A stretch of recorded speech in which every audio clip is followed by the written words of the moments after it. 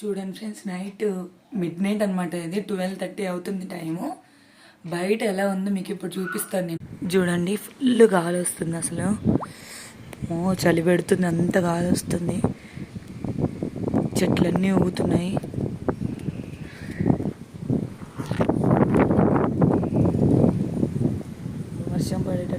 వర్షం పడేటట్లుంది ఫ్రెండ్స్.